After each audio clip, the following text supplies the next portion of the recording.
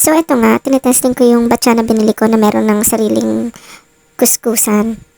Binili ko to kasi nahihirapan ako mag-brush. Yung mga puti, gusto ko sana talagang kuskusin ng maigi kasi yung washing machine namin, sobrang hinhin maglaba.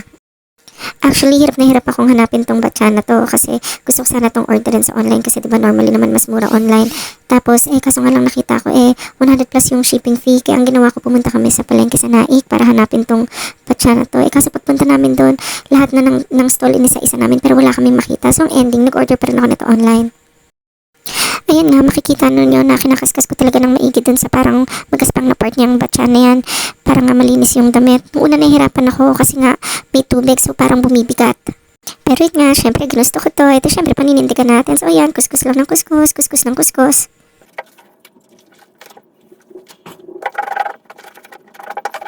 Actually, dito sa point na to, medyo nahihirapan ako kasi since may tubig yung batya, parang bumibigat yung nilalaban ko. Hindi ko na lang pinakita pero nagtry ako siya ng malaking damit tapos nahirapan ako. So, ayan na nga, nag-decide ako na itapon na lang yung tubig. Ayun, edi mas magandang pa nga pala talaga kapag walang tubig kasi magaan lang yung damit. Tapos ayan, sabon-sabon lang. Ito, medyo natutuwa ako dito sa pagkusot-kusot kasi nga ang bula lalo ng damit tsaka feeling ko talaga nalilinisan siya ng maayos.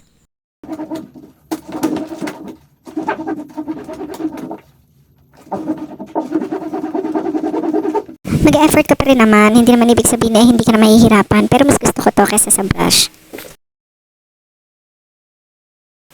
Yun lang, sige bye bye.